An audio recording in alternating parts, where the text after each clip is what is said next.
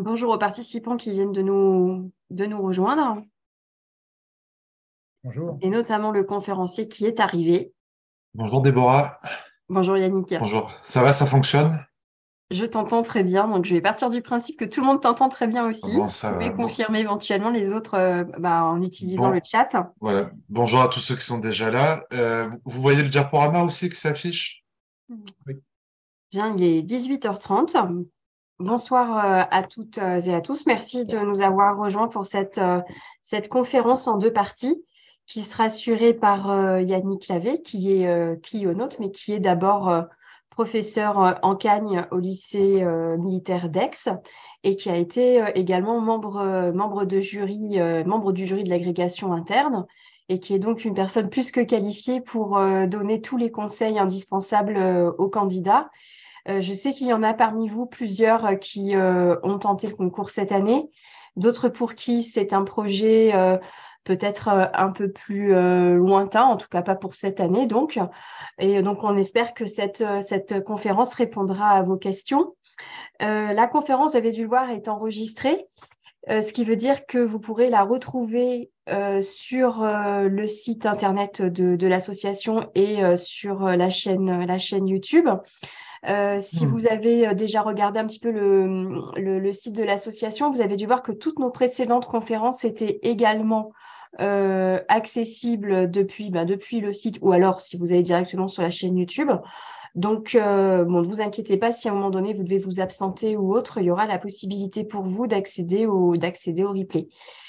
Donc, avant de céder la parole à Yannick, eh bien, je voulais te remercier, Yannick, d'accorder du temps aux adhérents à l'association pour qu'ils se préparent à ce concours et à sa partie la plus délicate, hein, puisque l'oral, quand même, est déterminant dans une large mesure, hein, du succès au concours.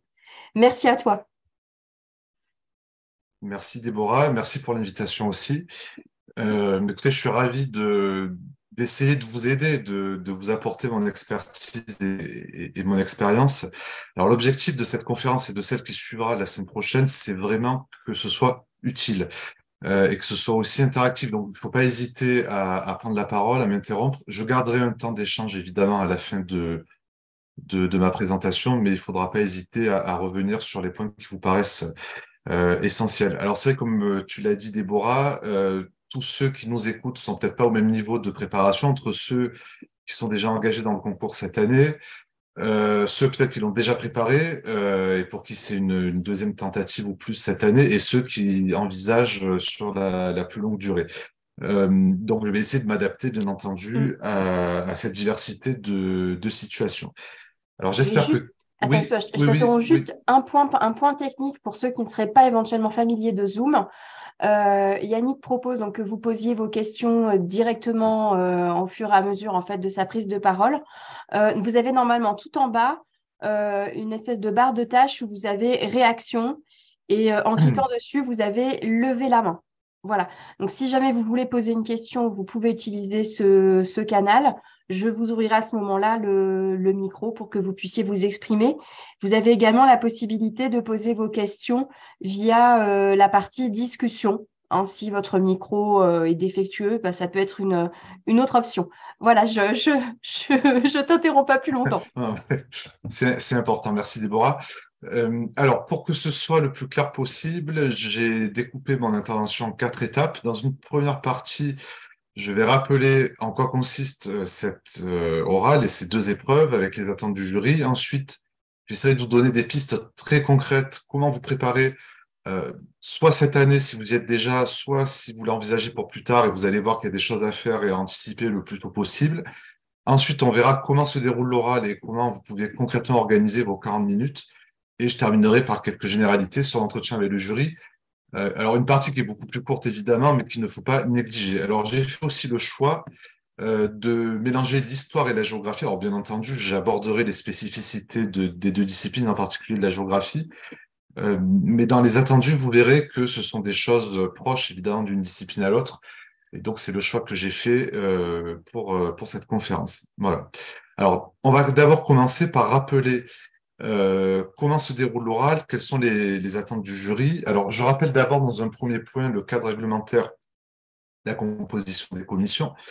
Alors, une précision essentielle, l'oral est entièrement bivalent, c'est-à-dire que vous passerez à la fois sur l'histoire et sur la géographie, deux épreuves orales, chacune coefficientée de la même manière, euh, avec l'association évidemment de niveau collège, de niveau lycée, alors ce qui signifie que si vous passez sur de l'histoire en collège, ce sera forcément de la géographie niveau lycée, et inversement, si c'est de la géographie collège, vous passez ensuite sur l'histoire lycée. Donc ça, vous ne le savez que le jour où vous faites votre tirage au sort de la première épreuve.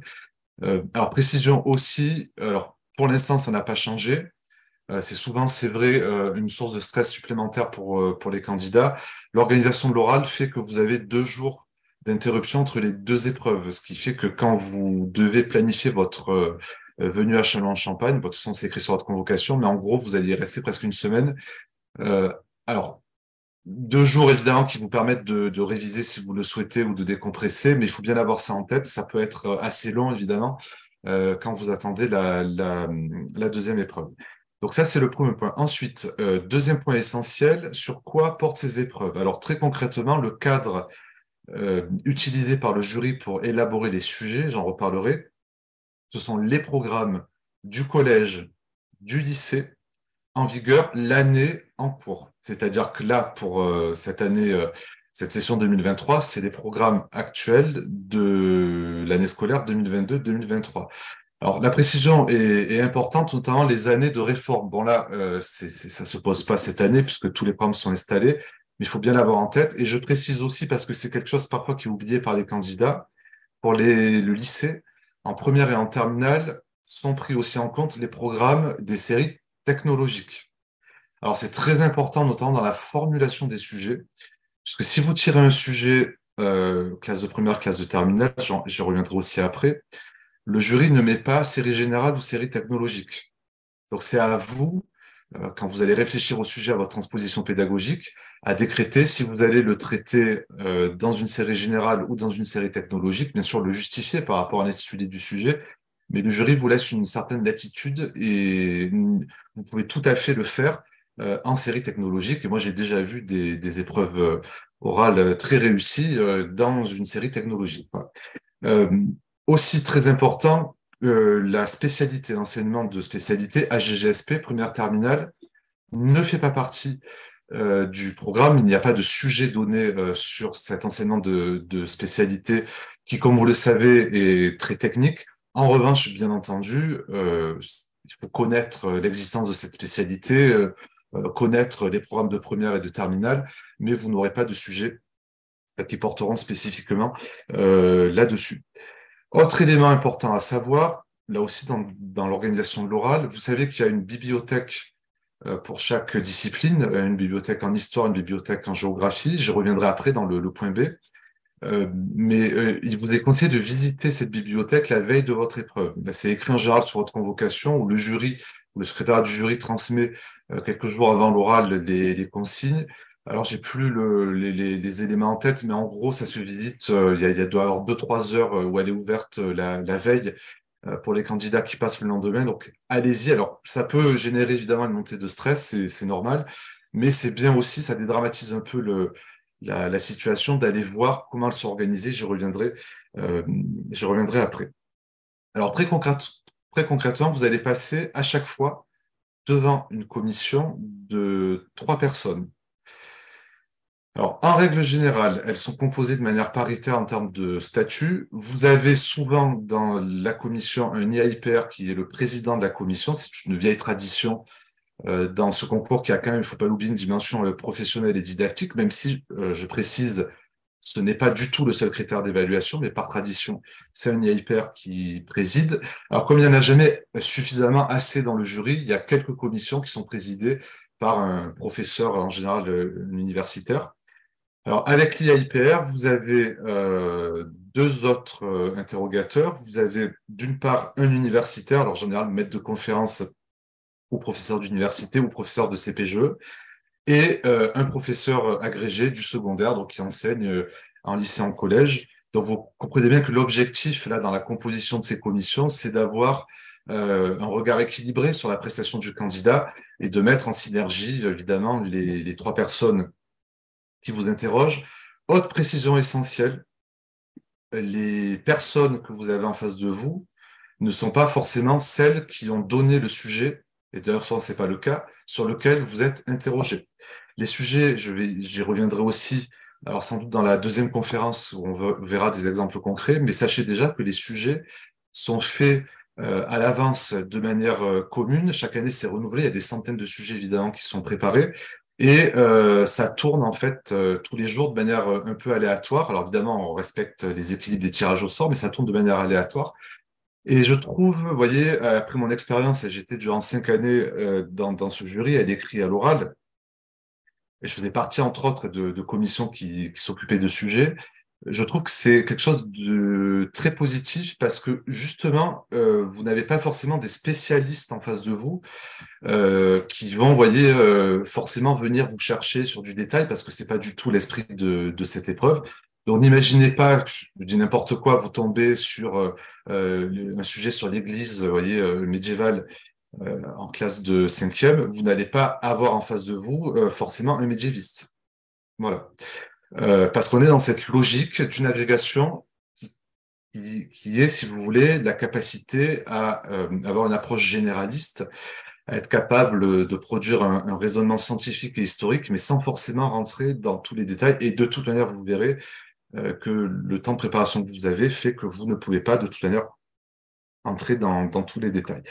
Bien entendu, la commission n'est pas la même pour les deux épreuves. Vous avez deux commissions différentes. Précision importante aussi, chacune des deux commissions ne connaît pas ni vos notes à l'écrit, ni les notes que vous avez obtenues dans la première commission si c'est votre deuxième épreuve. Donc c'est aussi un souci évidemment d'équité pour vous, c'est-à-dire que vous êtes vraiment évalué à l'aveugle sur ce que vous faites durant l'heure où vous êtes devant le jury et pas évidemment en se basant sur ce que vous avez fait ailleurs. Et d'ailleurs, c'est quelque chose aussi d'important pour vous du point de vue psychologique. Si vous pensez avoir raté votre première épreuve, ce qui peut objectivement arriver, restez concentré parce que moi j'ai déjà vu des candidats avoir 5 ou 6 à la première épreuve et 15 ou 16 à la deuxième et avoir leur concours. Donc là aussi, c'est deux choses totalement séparées et ça fait partie, vous voyez, de ces 2 jours là où je vous expliquais de battement entre les deux épreuves où il faut aussi garder le mental.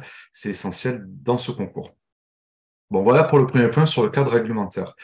Deuxième point que je voulais aborder ici, c'est concrètement le temps de préparation dont vous allez disposer et l'importance de la bibliothèque. Bon. Alors, précision essentielle, il y a 5 candidats qui passent chaque jour dans chaque commission. Le tirage se fait en ligne à chaque heure. Bon, j'ai plus les horaires en tête, mais en gros, ça doit commencer autour de 7 heures le matin, puis ça s'étale évidemment jusqu'à la fin de la matinée. Donc, vous tirez tous, vous êtes tous abonnés en salle de tirage, où là, vous êtes avec des appariteurs, vous tirez un sujet, vous devez le lire pour être bien certain qu'il n'y ait pas de problème de compréhension du sujet, vous le recopiez sur votre fiche d'évaluation pour être là aussi certain que vous avez bien perçu quel était le sujet. Et ensuite, une fois que c'est fait, on vous amène dans votre salle de préparation et vous allez y rester 15 minutes. Alors, c'est essentiel ici. Ce sont 15 minutes qui souvent ne sont pas assez exploitées, me semble-t-il, par les candidats. Alors, sans doute parce qu'il y a évidemment le stress, surtout lors de la première épreuve, mais vraiment, on fait exprès de vous mettre 15 minutes dans votre salle, sans aucun livre, juste avec votre sujet et votre tête pour y réfléchir. Parce que on part du principe que vous êtes tous des professionnels de l'histoire de la géographie, vous avez tous un bagage universitaire et évidemment professionnel, et qu'il faut donc d'abord que vous appliquiez des réflexes de bon sens, en quelque sorte. C'est-à-dire, ben, comme ce que vous apprenez à vos élèves au lycée quand vous les initiez à des dissertations, ou même en collège quand vous les initiez à une trace écrite un peu plus soutenue en quatrième, en troisième, c'est analyser le sujet. Vous avez forcément, même sur un sujet qui peut vous paraître un peu bizarre, voyez, ou un peu complexe dans sa formulation, vous avez forcément un bagage culturel, des réflexes méthodologiques, et c'est là où il faut les mettre en jeu. C'est-à-dire, vous analysez les termes, vous définissez les bandes chronologiques ou le cadre spatial si c'est en géographie. Et par exemple, en géographie, vous tirez un sujet sur la France, est-ce que je mets ou pas l'outre-mer? Donc là, c'est l'occasion de commencer à y réfléchir. Il peut aussi vous venir des exemples en tête, des références bibliographiques, même quand c'est du grand classique, notez-le. Voilà, donc ces 15 minutes, c'est essentiel, c'est parce que ça va vous permettre de préparer l'étape suivante. Donc, au bout des 15 minutes, on vous amène en bibliothèque. Et c'est là où vous allez faire un travail déterminant, puisque c'est là où se joue évidemment votre oral.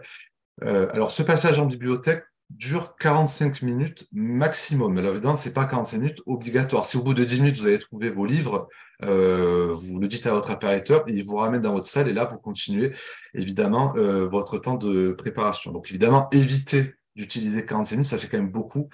Vous voyez, je pense que 15-20 minutes sont suffisantes, surtout si vous avez déjà visité la bibliothèque la veille, vous saurez vous repérer. Alors, en histoire, la bibliothèque est organisée par période. Vous avez alors toute une salle à part où c'est la contemporaine, parce qu'évidemment, vu les programmes du collège et du lycée, la majorité des sujets en histoire tombent en histoire contemporaine, c'est une évidence. Et ensuite, vous avez à côté une autre salle où vous avez les trois autres périodes, hein, l'ancienne, la médiévale, la moderne, et vous avez encore une salle à part où c'est la documentation pédagogique, les manuels scolaires, les docs photos, etc. Et en géographie, alors c'est un peu plus simple. Il y a de la géographie régionale, de la géographie thématique, la géographie de la France évidemment, où il y a beaucoup de sujets et à part. Bon, voilà. Là aussi, ne vous inquiétez pas, je répondrai à des questions s'il y en a tout à l'heure, mais il y a beaucoup de ressources. C'est renouvelé chaque année. C'est-à-dire que quand le jury renouvelle sa liste des sujets, il essaie aussi de prévoir un budget pour acquérir des livres récents, notamment en géographie. Il y a aussi une mutualisation avec le CAPES externe, qui lui aussi, comme vous le savez, se déroule à Châlons-en-Champagne. Et donc, il peut y avoir comme ça des échanges de livres. Et là, honnêtement, c'était peut-être pas le cas il y a encore, vous voyez, 7-8 ans, mais là, actuellement, la bibliothèque est vraiment plutôt pas mal. Et vous trouverez forcément de quoi vous aider pour votre préparation. Alors, vous ne pouvez pas tout prendre, évidemment, c'est limité, et tant mieux, parce que si on vous donnait, euh, si vous voulez, un nombre de livres illimité, vous finiriez par vous noyer, et c'est pas du tout l'objectif et l'esprit de l'oral. Alors, vous pouvez prendre 5 ouvrages universitaires maximum. Alors, je vais en parler dans deux minutes, mais il faut trouver un équilibre, c'est-à-dire ne vous ruez pas sur tous les bouquins spécialisés, parce que là aussi, ça va pas forcément vous rendre service. Prenez, voyez, un ou deux manuels, un ou deux ouvrages généraux de base, même que vous avez pu peut-être parcourir dans vos études de premier cycle, mais ça va vous donner des cadres, c'est essentiel. Alors, je dis n'importe quoi, mais imaginons que vous tirez un sujet sur l'année 1940 ou sur le régime de Vichy ou sur le maréchal Pétain, vous n'allez pas tout de suite enfin, vous n'allez pas prendre que des livres sur le régime de Vichy. Prenez un bouquin, vous voyez, La France au XXe siècle, vous voyez ce genre de choses, où vous allez avoir à l'intérieur, évidemment, le cadre général, surtout s'il y a des dates ou des notions qui ne vous sont pas très familières, ça permet de poser le cadre. Et après, bien sûr, vous prenez un ou deux bouquins spécialisés qui permettront d'aller trouver des exemples, d'aller un peu approfondir pour pouvoir, évidemment, préparer votre exposé. Bon, précision aussi utile sur laquelle je reviendrai après dans l'exposé, mais je vous montre tout de suite un exemple. Le jury est très attaché à la manière dont vous allez présenter votre bibliographie. Le jury veut que vous lui présentiez une bibliographie, il ne va pas forcément vous la demander, donc c'est à vous à penser à lui donner. Alors, soit vous pouvez, alors c'est mieux évidemment, vous allez la rédiger sur une feuille au propre que vous allez donner au jury, mais maintenant, il y a, vous savez, la possibilité, enfin, il faut faire un diaporama, et vous avez un ordinateur en salle de préparation, je vais y revenir, donc on peut aussi la présenter de cette manière. Alors j'ai pris un exemple tout à fait au hasard, vous voyez, qui est tombé l'année dernière ou il y a 2 ans. Bon, c'est un grand classique en classe de terminale en géographie. Voilà à quoi ça doit ressembler. Il faut absolument que vous la présentez en utilisant les normes universitaires en usage. Alors il y a plusieurs écoles, évidemment. Il y en a qui écrivent le prénom en premier de l'auteur, d'autres le nom comme j'ai fait ici. Ça, c'est pas très grave. Ce qu'il faut, c'est que ce soit propre, classé et clair. Voilà. En gros, il y a 3 rubriques. Il y a ouvrages généraux, ouvrages spécialisés. Vous voyez, là, par exemple, j'en ai mis 2 sur les conflits, 2 spécialisés sur les mers et les océans et un exemple sur l'Asie du Sud-Est. Et documentation pédagogique. Alors, ça peut être un manuel scolaire. Bon, c'est pas forcément le plus, comment dire, le plus essentiel, mais il faut quand même le mettre. Ou ici, par exemple, vous voyez, une ressource produite par Canopé. Vous savez qu'il y en a beaucoup, enseigner tel ou tel aspect du programme, et tous ces ouvrages-là sont présents dans les bibliothèques d'histoire et de géographie à Chalon. Bon. Euh, et je vous expliquerai comment faire pour intégrer cette bibliographie à votre exposé et qu'elle soit utile devant le jury. Alors ensuite, donc une fois que vous êtes remonté dans votre salle de préparation, donc là c'est la suite de la préparation. Alors je précise que en tout, vous avez 5 heures pour faire votre exposé. Donc tout ça est déduit. Donc c'est pour ça que je vous dis ne vous attardez pas trop dans votre bibliothèque.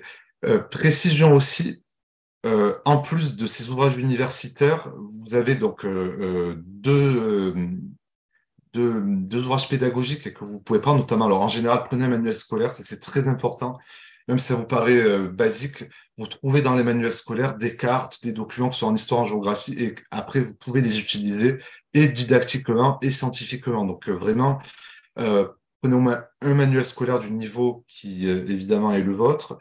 Il y a aussi la revue d'histoire, la documentation photographique, je l'ai dit. Il y a aussi en géographie les cartes IGN et les cartes topographiques. Alors, méfiance avec ça.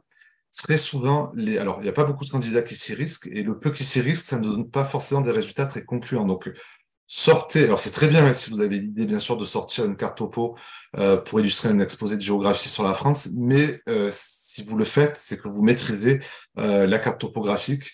Le jury va pas vous demander de faire un commentaire comme à la grecque dite de géographie, mais par contre, il va vérifier que vous connaissez les éléments de base, comme vous pourrez le faire devant une classe de première ou de terminale en lycée. Donc là aussi, vous le prenez, c'est bien, mais il faut ensuite l'assumer, si vous voulez, devant le jury, que ce soit évidemment utile. Il y a aussi des cartes murales. Vous savez, toutes ces vieilles cartes murales, enfin plus ou moins vieilles, mais souvent vieilles, qu'on a tous dans nos laboratoires, dans tous les établissements scolaires. Alors, c'est très bien en histoire. En géographie, méfiance. Moi, j'ai déjà vu, et chaque année, le cas se produisait, de candidats qui prenaient, par exemple, une vieille carte de l'URSS pour illustrer, vous voyez, un exposé sur la Russie d'aujourd'hui. Alors ça, vous pouvez le faire, mais il faut tout de suite dire au jury que vous avez conscience que c'est une carte historique, mais que vous l'utilisez parce que vous voulez localiser telle ou telle chose qui n'apparaît pas, vous voyez, sur d'autres documents. Et surtout dire que ce n'est pas le genre de carte, évidemment, que vous utiliseriez en géographie devant vos élèves. Quand vous êtes dans votre salle de préparation, vous avez, alors avec vous, il y a des dictionnaires là, qui sont en libre accès, donc c'est utile si vous voulez vérifier, vous voyez, un nom propre, une date, quelque chose d'assez basique. Il y a, me semble-t-il, des atlas. Il y a aussi les programmes scolaires en vigueur, c'est-à-dire que vous avez les programmes officiels d'histoire, de géographie, de MC, mais bien entendu, il n'y a pas les fichiers du SCOL et toutes les ressources d'accompagnement, parce que ça, vous êtes censé le maîtriser. Mais c'est pour ça, ne vous affolez pas si vous tombez sur un niveau de classe qui ne vous est pas du tout familier, que vous avez vraiment oublié, vous aurez quand même accès en salle de préparation au programme. Vous avez aussi, c'est la nouveauté depuis l'année dernière, ça avait été mis en place, ça devait se mettre en place en 2020, mais vous savez que c'est l'année où il n'y a pas eu d'oral à cause de l'épidémie de Covid. Donc c'est à partir de 2021 puis 2022 que s'est déployé enfin le numérique au sein du concours. Alors, je peux vous en parler puisque je fais partie de la commission, enfin, je faisais partie de la commission qui l'avait mise en place à partir de 2019. Et je faisais partie de ceux qui commençaient à en avoir marre d'avoir les vieux rétroprojecteurs, les transparents, etc. Donc là, vous avez alors, c'est pas chaque candidat qui a un ordinateur, mais je crois qu'il doit y avoir 3-4 ordinateurs par salle de préparation. Vous n'allez pas y passer évidemment 5 heures dessus. Mais avec la clé USB qu'on vous fournit, il faut que vous fassiez un diaporama. Alors ça rajoute une petite difficulté, puisque c'est toujours dans les 5 heures de préparation. Pour l'instant, le temps réglementaire n'a pas été augmenté, peut-être ça arrivera un jour. Alors le jury, bien sûr, n'attend pas quelque chose d'artistique. Vous voyez, là, vous n'êtes pas chez vous, vous n'avez pas une journée, des journées entières pour préparer un cours. Là, il faut vraiment mettre l'essentiel, c'est-à-dire ça va être en gros 5-6 diapos maximum. Et surtout, alors le plan, bien sûr, donc là, il n'y a plus besoin vous voyez, avant, les vieux transparents, etc., peut-être que vous avez connu dans les concours externes. Donc là, vous faites comme je fais, là, comme ce que vous avez sous les yeux. Donc, il faut qu'il y ait le plan, les 3 parties, les sous-parties. Comme ça, le jury peut suivre. Alors, vérifiez que vous n'avez pas fait de faute d'orthographe. Alors, ça peut arriver de s'en apercevoir une fois que vous êtes devant le jury. Là, vous le dites oralement et que vous avez fait une faute et que vous la corrigez oralement. Et dans ce diaporama, vous pouvez intégrer des documents. Alors, bien sûr, il n'y a pas encore d'accès à une base numérique. C'est des documents, soit que vous faites vous, alors ça peut arriver en géographie, vous faites un schéma. Alors avant, ça se faisait transparent, donc vous le faites sur papier. Et vous demandez à un apparateur qui vous le scanne, parce qu'il y a un scanner, c'est lui qui le fait, et après vous le mettez sur votre diaporama. Ou alors, bien sûr, vous pouvez scanner un document d'illustration que vous avez trouvé dans un livre, que ce soit en histoire ou en géographie. Alors, vous avez tous connu la période où euh, on prenait le livre avec soi et on allait le montrer l'illustration devant le jury. Alors ça peut encore se produire, bien entendu, parce que vous pouvez ne pas avoir le temps d'avoir scanné tout ce que vous voulez, ça, c'est pas un problème. Vous dites à l'appariteur, vous prenez avec vous les livres et comme au bon vieux temps, si j'ose dire, voilà, vous présentez le document dans le livre. Mais c'est vrai que le jury apprécie l'effort d'avoir mis un ou deux documents scannés sur le diaporama et encore mieux en géographie, quand c'est bien sûr un croquis ou un schéma personnel. J'y reviendrai aussi, ça fait partie, vous le savez, des spécificités de la géographie. Voilà. Alors ensuite, je sais pas, alors je vois qu'il y a, alors attendez, je suis peut-être un peu vite, je vois qu'il y a une discussion. Alors attendez, pardon, est-ce que Alors, un ordinateur par candidat, alors oui, alors la clé USB par personne, oui. Alors je pensais pas, oui, je suis jamais allé dans les salles de préparation de près. Donc, voilà, il y a une collègue qui dit que c'est un ordinateur par candidat. Bon, ben, tant mieux, c'est plus simple. Et oui, bien sûr, c'est pas l'ordinateur qui se déplace, c'est la clé. Alors, ça aussi, très important, vérifier c'est déjà arrivé l'année dernière, de bien enregistrer votre diaporama sur votre clé. Parce que c'est arrivé des candidats qui oublient d'enregistrer leur travail. Et là, si vous voulez, c'est trop tard. Après, on peut pas différer le démarrage de l'oral. Alors, bien sûr, c'est à vous après à installer votre clé USB sur l'ordinateur, sauf problème technique. Alors, c'est parti aussi des choses quand même que le jury regarde, parce qu'aujourd'hui, vous savez bien qu'en histoire-géographie, on est tous obligés d'utiliser l'ordinateur et les bases du diaporama. Voilà, donc le jury va pas venir, lui, sauf évidemment s'il voit que vous êtes stressé, qu'il y a un problème. Mais après, c'est quand même à vous être en capacité de, d'utiliser ces outils. Et il n'y a pas, alors ça, je pense que ça finira par arriver. D'ailleurs, c'était une question qu'on s'était posée quand on avait instauré ce passage au numérique, c'est est-ce qu'il faut ou pas un diaporama standardisé? Pour l'instant, il n'y en a pas, donc c'est pas que je vous dis c'est assez libre. Ne cherchez pas les choses trop compliquées. Alors, vous pouvez utiliser un code couleur. Moi, c'est comme ça que je fais même avec mes étudiants. Vous voyez, le titre d'une couleur et les sous-titres d'une autre couleur. Mais c'est l'idée d'être pédagogique. Vous voyez, c'est de ne pas être artistique. Bon. Ensuite, dernier point, les attentes du jury, les critères d'évaluation. Alors, c'est essentiel. Alors, tout le monde voit à peu près sur quoi le jury évalue, mais c'est bon quand même de le préciser. Alors, rappel, les critères d'évaluation sont identiques évidemment d'une commission à l'autre et pour les deux épreuves, en prenant en compte, bien entendu, la spécificité de la géographie quand vous passez sur cette discipline. Alors, d'abord, le jury va évaluer le respect du cadre réglementaire, c'est-à-dire la gestion du temps, j'y reviendrai, 40 minutes et pas une minute de plus. Vous êtes chronométré. Donc évidemment, une montre avec vous, c'est que le téléphone portable n'est pas autorisé, fait une montre ou un chronomètre, mais quelque chose qui permet de vous aider, parce qu'en minutes ça passe, c'est long, hein, donc il faut que vous ayez l'œil là-dessus. On va aussi évaluer, très important, la présence des deux parties de l'épreuve. C'est essentiel, à la fois l'exposé scientifique et la transposition pédagogique. L'absence, alors je le dis parce que c'est des choses qui n'étaient peut-être pas toujours très claires, euh, l'absence de partie pédagogique est toujours rédhibitoire. C'est-à-dire, vous pouvez faire un excellent exposé scientifique. Si vous ne faites pas de partie pédagogique, vous n'aurez pas la moyenne. Ça, c'est un critère essentiel. C'est une évaluation interne qui se base sur votre expertise professionnelle, sur votre expérience aussi accumulée. Donc, évidemment, c'est quelque chose d'essentiel. Ce qui va être très important, bien sûr, dans votre partie scientifique, c'est les critères universitaires habituels, c'est-à-dire la capacité à traiter un sujet de type dissertation. Donc, l'analyse du sujet, la problématique que vous avez choisie, l'historiographie ou l'épistémologie, le plan en 3 parties. Tout ça, ne vous inquiétez pas, on va le voir en détail. Euh, les documents, un exposé doit être illustré, c'est essentiel. Là aussi, s'il n'y a pas de document, en règle générale, vous n'aurez pas la moyenne ou vous aurez une petite moyenne. Donc, il faut faire cet effort-là, comme on le fait en fait quand on prépare évidemment un cours. C'est exactement le même principe. Et quand on est à l'oral, il y a aussi tous les critères formels, c'est-à-dire ce qu'on appelle l'oralité. Alors, pensez qu'aujourd'hui, en plus, on exige de nos élèves au lycée, avec désormais le grand oral, la réforme du lycée, la maîtrise de ces compétences-là, dont vous vous doutez bien qu'on les attend aussi chez des professeurs en exercice. Bien entendu, on sait très bien que là, vous n'êtes pas dans votre salle de classe, qu'il y a un enjeu pour vous, qu'il peut y avoir une situation de stress pour beaucoup de raisons. Donc, ceci est pris en compte. Vous avez bien sûr le droit voilà, d'être stressé, parfois de buter sur certains mots, etc. Mais il faut quand même, une fois que l'oral a démarré, au bout d'un moment, prendre un peu vos marques.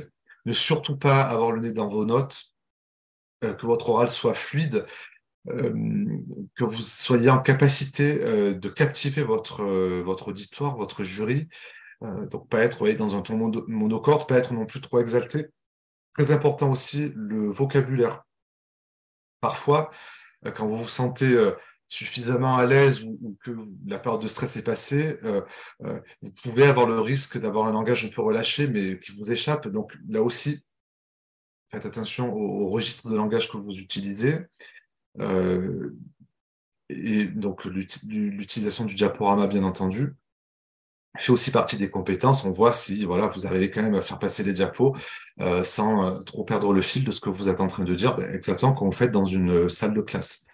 Alors, bien sûr, tenue correcte, alors on va pas exiger nécessairement, évidemment, le costume 3 pièces, la cravate, etc.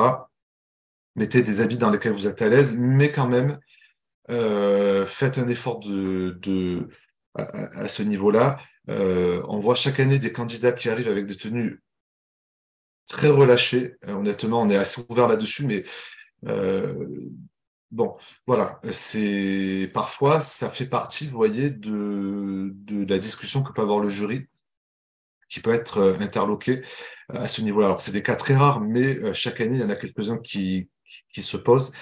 Et ça fait partie, comme dans tout concours, bien entendu, des critères d'évaluation. Bon, voilà ce que je voulais vous présenter dans cette première euh, partie. Alors, dans la deuxième partie, on va voir comment se préparer de manière efficace. Alors, j'ai essayé là aussi d'être le plus concret possible et de me mettre à votre place. Alors, moi, vous voyez, si je préparais ce concours, et ça, c'est une conviction que j'ai vraiment acquise au fil des années et j'en suis absolument persuadé, c'est d'abord en préparant vos propres cours. C'est la meilleure préparation possible. C'est pour ça que ceux parmi nous qui m'écoutent, qui envisagent le concours pour 2024, voire au-delà, c'est une très bonne démarche que vous faites. Ça se prépare le plus tôt possible. C'est-à-dire qu'il faut vraiment avoir cette idée que le concours interne, hein, là on est vraiment dans une logique interne, et dans la suite logique de votre formation professionnelle. C'est presque une forme de formation continue. Et j'ai souvent vu des candidats me le dire, même des candidats qui n'étaient pas admis ou pas admis du premier coup, m'expliquaient que ça leur avait fait quand même beaucoup de bien de retrouver une forme d'émulation intellectuelle, une forme de challenge universitaire et aussi une réflexion sur ses propres pratiques pédagogiques et didactiques. Donc, euh, moi, ce que je peux vous conseiller, c'est à l'occasion de renouvellement de programme ou si vous récupérez un niveau que vous n'aviez pas eu l'habitude, là, quand vous préparez vos cours à partir du printemps puis dans l'été, et sur toute une année, c'est vraiment de l'utiliser comme une opportunité pour approfondir les différents thèmes de ce programme. C'est-à-dire, je prends un exemple, je dis dans n'importe quoi, un exemple au hasard. Vous êtes en collège et on vous donne le niveau troisième que vous n'aviez pas l'habitude d'avoir. Bon, là, évidemment, c'est très axé sur le XXe siècle. Bon, là, ça peut être l'occasion de vous replonger sur l'historiographie du XXe siècle. Alors, c'est très profus, bien entendu, mais c'est d'aller plus loin, vous voyez, que la simple préparation pour vos élèves de troisième. c'est de vous dire, ben voilà, je fais mon cours sur la Russie bolchevique et sur Staline, où on en est aujourd'hui sur ces questions-là. Quels sont les historiens spécialistes? Est-ce qu'il y a des bouquins là qui sont sortis il y a 2, 3 ans? Vous voyez, c'est comme ça qu'on fait. Alors, vous n'allez pas faire à chaque fois une conférence universitaire sur chacun des thèmes, vous en sortirez pas. Mais l'idée, c'est déjà, vous voyez, de commencer comme ça à articuler la réflexion pédagogique, c'est-à-dire ce que vous préparez avec vos élèves, et la remise à niveau scientifique. Et ça, c'est une très bonne démarche parce que peut-être que vous l'ignorez, mais c'est exactement de cette manière que les sujets de l'oral sont préparés par le jury. C'est-à-dire, qu'est-ce qu'on fait quand on prépare les sujets? On va ouvrir les programmes. Je prends un exemple au hasard. J'ouvre, je regarde en classe de terminale le premier chapitre sur les États-Unis, la crise de 1929. Je dis, voilà, qu'est-ce que je peux proposer aux candidats à partir de ce thème? Donc, ça va être, par exemple, je dis n'importe quoi, la crise de 1929 et sa diffusion mondiale, classe de terminale, Roosevelt et le New Deal, classe de terminale. Vous voyez, c'est comme ça qu'on fait. Donc, ça, c'est quelque chose, on en reparlera la semaine prochaine, mais c'est tout à fait à votre portée aussi de trouver des sujets. Il n'y a vraiment aucun problème pour vous entraîner. Il n'y a vraiment absolument rien d'exceptionnel.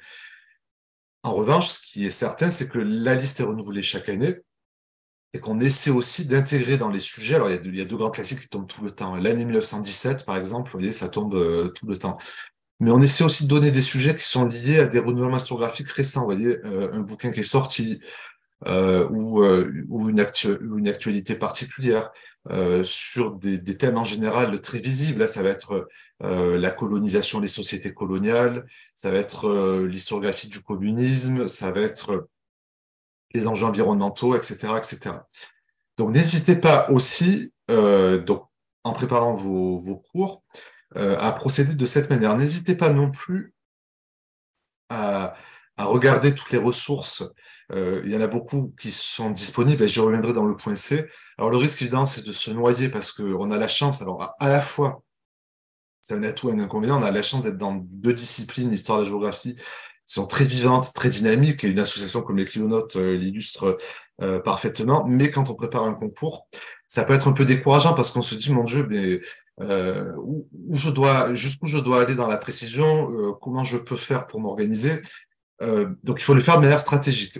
Ce qui est important aussi, me semble-t-il, c'est d'aller vers des niveaux que vous n'avez pas l'habitude de préparer ou que vous connaissez un peu plus mal. Alors, typiquement, pour les collègues qui enseignent depuis de longues années en collège et qui n'ont pas fait la réforme du lycée, je vous encourage vraiment très, très vivement à vous plonger le plus tôt possible dans les programmes du lycée, qui sont des programmes ambitieux, avec des logiques qui sont quand même très particulières liées à la réforme du lycée. Il y a même des changements de paradigme par certains côtés. Je pense par exemple au fameux PPO, point de passage et d'ouverture.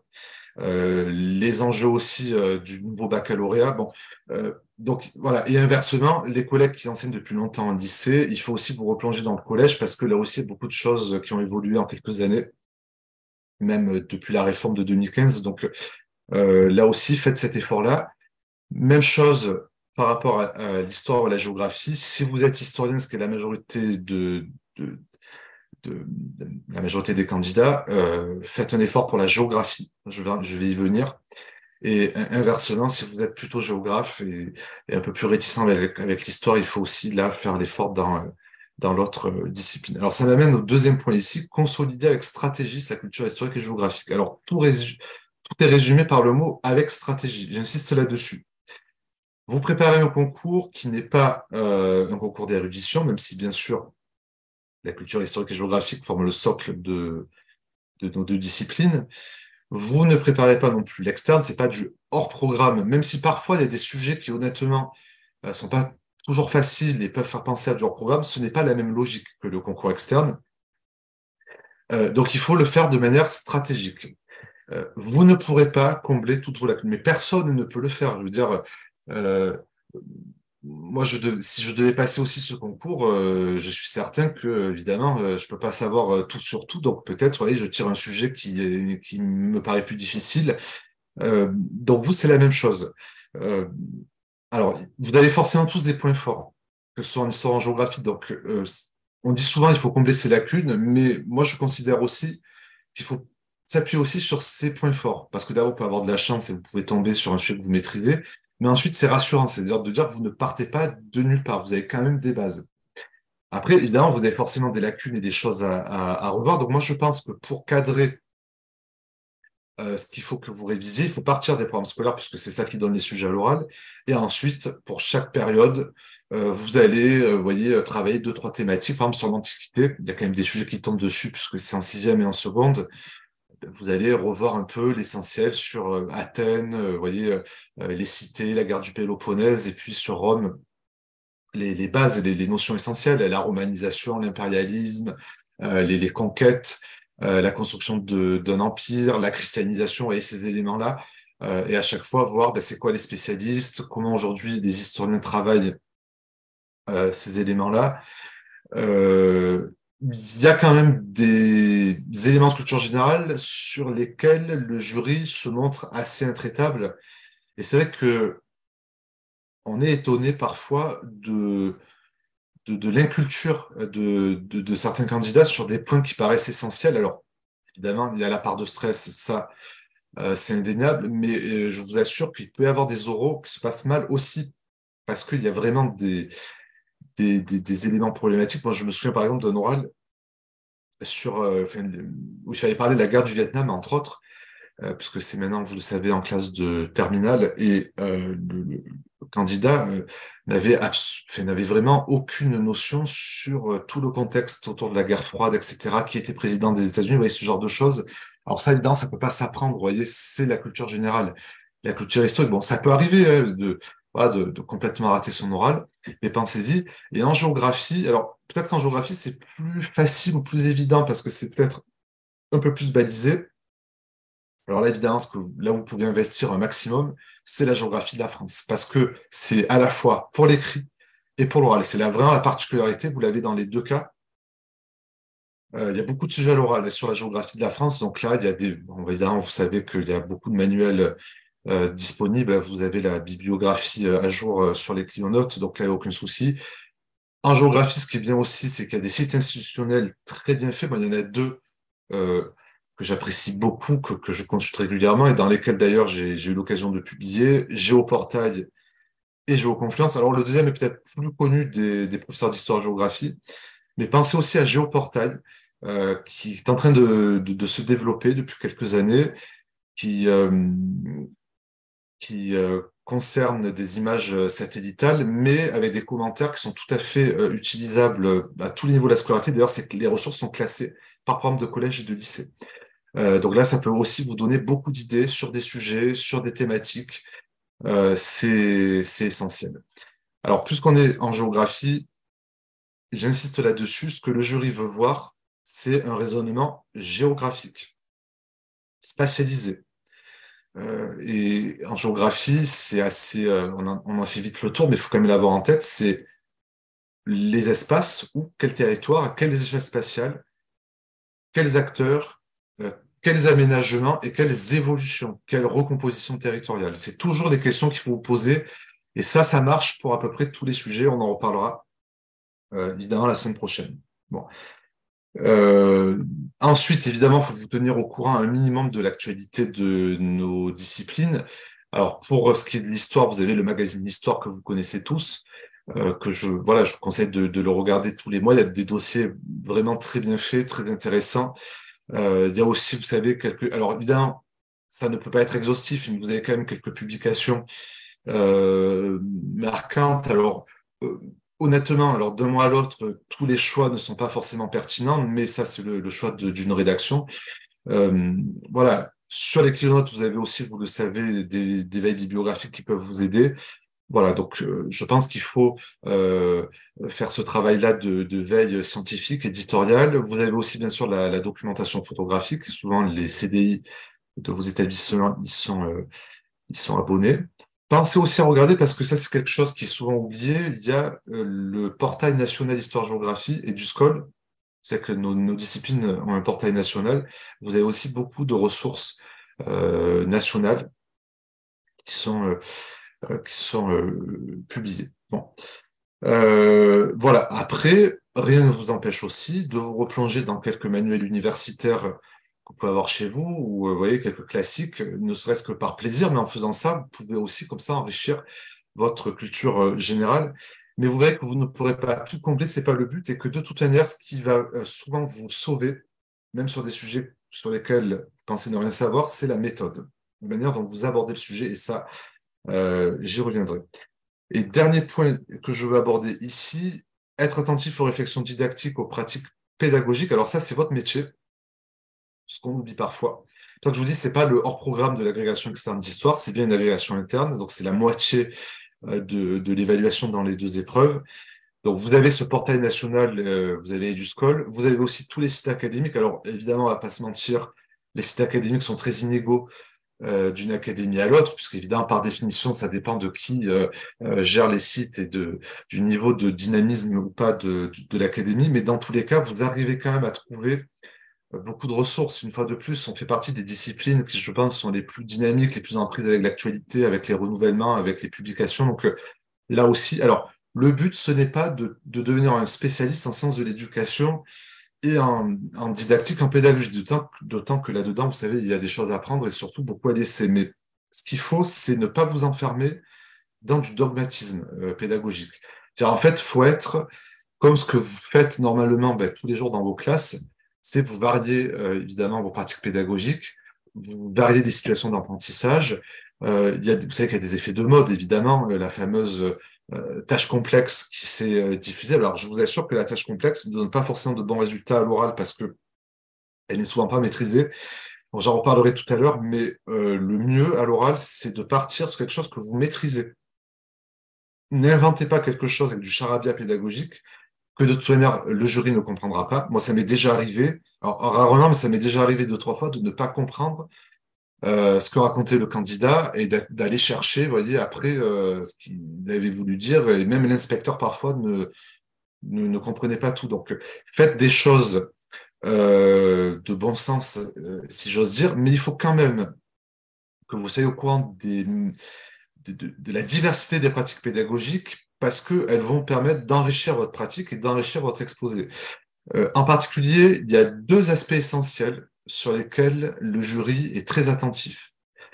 C'est la trace écrite, alors ça c'est central, et les pratiques évaluatives, c'est-à-dire qu'il faut quand même que vous soyez au point là-dessus. Normalement, il y a des formations dans vos académies, puis vous avez vu des inspecteurs, des formateurs académiques qui ont dû vous expliquer, puis bon, sur beaucoup de sites c'est expliqué.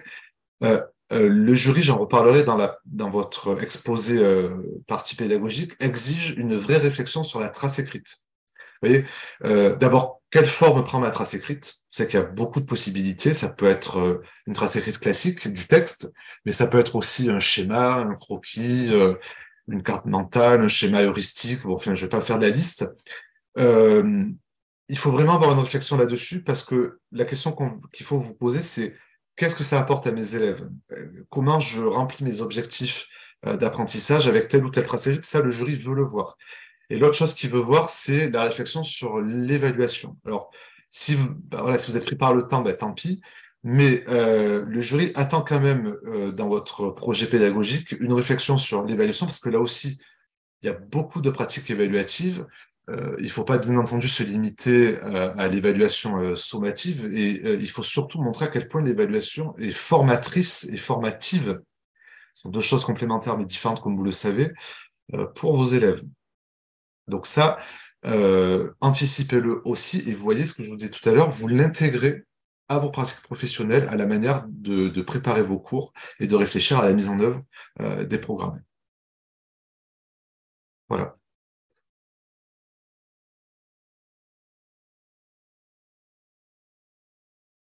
Alors, je ne sais pas s'il y a des questions à ce stade ou des remarques, je vois que non. Donc, je vais continuer à avancer. Donc, de toute façon, on prendra le temps de répondre à vos questions tout à l'heure. Alors là, on va rentrer maintenant dans le dur et commencer à en parler. Donc, concrètement, comment vous faites quand vous êtes seul à votre table dans la salle de préparation pour préparer 40 minutes? Alors, c'est vrai que 40 minutes, c'est long. Ouais. Alors, c'est long pour le jury, parfois. Même quand vous faites de très bons exposés, ça demande une grosse concentration. C'est d'ailleurs pour ça qu'on ne fait pas passer plus de 5 candidats par jour, parce que Il faut qu'on soit vraiment concentré pour chaque candidat et évidemment, par souci d'équité, chaque candidat mérite notre attention totale sur ces 40 minutes. Et pour vous aussi, c'est-à-dire qu'il faut quand même, vous voyez, avoir beaucoup de cartouches en réserve pour pouvoir atteindre les 40 minutes. Alors, la première question qui se pose, c'est comment je fais pour articuler mon exposé scientifique et ma transposition pédagogique. Alors, vous allez voir qu'il y a plusieurs possibilités. Alors, il y a quand même une règle de base. Le jury doit toujours euh, comprendre s'il est dans la partie scientifique ou dans la partie pédagogique. Il n'y a rien de pire que d'être perdu et de se demander si vous en êtes dans la partie scientifique ou dans la partie pédagogique. Bon. Alors, la solution la plus simple, et que moi je conseille, et c'est ce que font d'ailleurs 80-90% des candidats, c'est d'abord vous faites votre exposé scientifique, et après vous faites la partie pédagogique. Donc, vous faites l'exposé scientifique, j'y reviendrai après, je vais détailler. Alors, en gros, l'exposé scientifique, on attend entre 25 et 30 minutes. C'est-à-dire, c'est vraiment ça qui est quand même le cœur de l'exposé. Mais pas au-delà, parce qu'il faut quand même garder suffisamment de temps pour votre partie pédagogique. Il faut entre 10 et 15 minutes. On attend minimum 10 minutes. Alors, la plupart des candidats, c'est ce qu'ils font, hein. On est à 10-12 minutes, mais pas moins, parce que vous voyez, si vous faites 5-6 minutes, on sent que vous l'avez un peu bâclé, que vous n'avez pas eu le temps de le faire. Ça ne veut pas dire que c'est mauvais, mais ça veut dire que vous n'avez pas le temps de suffisamment développer ces différents éléments. Alors ensuite, donc ça c'est la façon la plus facile et je pense, vu le peu de temps de préparation que vous avez, surtout avec désormais en plus la contrainte du diaporama, moi je conseille de faire ça. Voilà. C'est très clair pour le jury, c'est très clair pour tout le monde, il n'y a aucun problème. Alors parfois, il y a une deuxième école, certains candidats le font. Alors moi j'ai déjà vu cette deuxième école et avec de bons résultats, c'est d'articuler les deux durant les 40 minutes. Alors, ça, c'est pas évident. C'est-à-dire que vous faites votre exposé. Si je reprends, par exemple, ce que j'ai montré tout à l'heure, là, en bibliographie, les conflits dans les espaces maritimes en classe de terminale, donc, mes genoux, en fait, trois parties, trois sous-parties. Vraiment, vous traitez le sujet. Et en fait, vous allez intégrer de la pédagogie dans chacune des trois parties. Alors, il y en a qui le font en troisième sous-partie à chaque fois. Vous voyez, grand C. Et comment je le fais, ça? Alors ça demande vraiment une grosse habileté parce qu'il faut déjà dans l'introduction commencer à parler des objectifs pédagogiques, y revenir à chaque fois comme une espèce de fil rouge. Alors, c'est possible. Si vous avez là l'illumination pendant vos 5 heures de préparation et que ça vous paraît pertinent, allez-y, faites-le. Mais c'est pas évident. Alors, quand c'est bien fait ou très bien fait, euh, on le voit à la manière dont vous utilisez les documents, hein, je vais y venir après.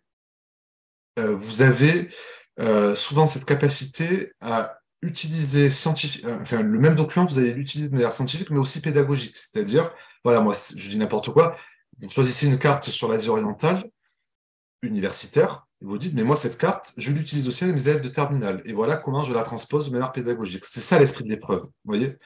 D'ailleurs, c'est bien aussi de choisir des documents scientifiques que vous pouvez réutiliser facilement de manière pédagogique. Et ça, c'est quelque chose qui est souvent apprécié des commissions. Voilà.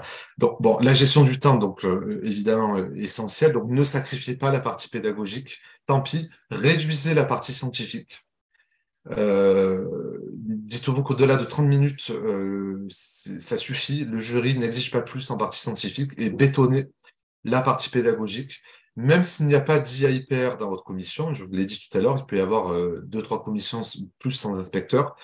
Le jury sait quand même ce qu'il évalue et il sait qu'il attend bien entendu la partie pédagogique et bon, bien entendu il s'est formé aussi à la pédagogie. Le diaporama, donc j'ai commencé à en parler tout à l'heure, doit faire apparaître donc d'abord prioritairement le plan de votre exposé scientifique, mais c'est bien aussi de mettre sur peut-être une diapo, voire deux, votre partie pédagogique. Alors, typiquement, ça va être, je vais y venir après, les grandes étapes. Qu'est-ce que je choisis comme exemple de séance? Quelle partie du programme? Et peut-être la trace écrite, si vous avez le temps, vous voyez, de faire le schéma ou la trace écrite, même si elle est classique, vous pouvez la mettre aussi sur le diaporama ou un morceau de l'évaluation. Vous voyez, bon, ça peut être beaucoup de choses, c'est libre, hein, donc il faut aussi le faire de manière pertinente et adaptée tout le temps, bien entendu, à votre sujet. Alors, je vais détailler les deux parties. Alors d'abord, l'exposé scientifique. Alors, c'est une dissertation d'oral, hein, enfin, ou une leçon, si vous préférez, donc de 25 à 30 minutes à peu près. Bon, là, on va attendre la méthode classique de la dissertation. Voilà, c'est aussi simple que ça. Bien entendu, adapté à l'oral. Alors ça, c'est essentiel. Alors ça veut dire qu'il faut bien maîtriser la méthode, si, celle de l'écrit en réalité. Et le jury est très attentif à la méthode. D'autant plus, je le redis, que vous n'aurez pas en face de vous des spécialistes du sujet. C'est rarissime, ça, que ça arrive. Par contre, vous avez évidemment des gens qui sont agrégés et qui ont l'habitude des jurys et qui, comme vous, vous écoutez un collègue faire un oral, vous voyez tout de suite, en gros, ça rentre dans le détail technique, ce qui va pas. Vous voyez, c'est un peu l'esprit, si vous voulez. Donc c'est pour ça que c'est aussi une bonne technique, je pense, de s'entraîner sur des oraux, même avec entre candidats. Ça peut être une bonne chose parce que vous, ça vous entraîne. En face, ça montre aux autres candidats que c'est pas évident et tout de suite ce qui va pas. Donc c'est vraiment cette logique, c'est-à-dire faire, vous voyez, un bon oral sur un sujet de manière comme un bon généraliste. Et en fait, c'est l'esprit aussi de l'agrégation, puisque dans l'esprit de ce jeu concours, être agrégé, c'est être capable de faire un sujet devant n'importe quel niveau d'étudiants ou d'élèves sur n'importe quel sujet, pour peu qu'on vous donne les livres pour le faire, et après, allez-y. Vous voyez, moi, je compare souvent ça à la classe préparatoire. Vous savez qu'en classe préparatoire, il y a des programmes qui changent chaque année. On n'est pas du tout spécialiste, évidemment, de tous les sujets. Vous voyez, cette année, par exemple, il y a un des programmes qui est sur les Vikings du 9e au 11e siècle. Bon, moi, je suis pas spécialiste des Vikings du 9e au 11e siècle, mais voilà, j'ai pas eu le choix. J'ai pris ma bibliographie, mes livres, et j'ai fait mes cours. Voilà, c'est exactement ça. Alors évidemment, moi, avec des jours et des jours, et donc pas du tout chronométré comme vous, mais c'est un peu, vous voyez, cet état d'esprit. Donc c'est pour ça que je reviens à ce que je disais tout à l'heure, les 15 premières minutes de réflexion de votre sujet sont essentielles. C'est le bon sens, c'est-à-dire comment je définis les termes du sujet, comment je cadre le sujet, qu'est-ce qui est dans le sujet, qu'est-ce qui ne fait pas partie du sujet, est-ce que je fais un plan chronologique ou un plan thématique, en géographie, quelle échelle spatiale? Est-ce que c'est l'échelle mondiale? Quelles études de cas je sélectionne? La France, est-ce que je prends l'outre-mer ou pas en compte, etc. Bon. Et dans cette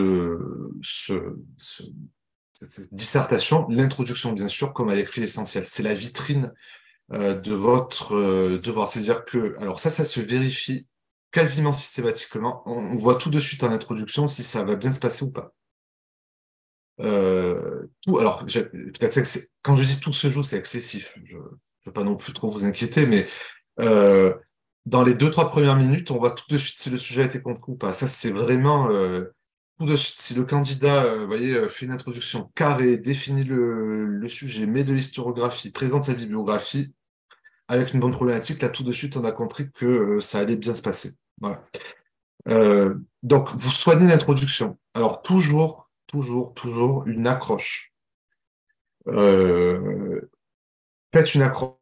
Alors, c'est comme elle écrit.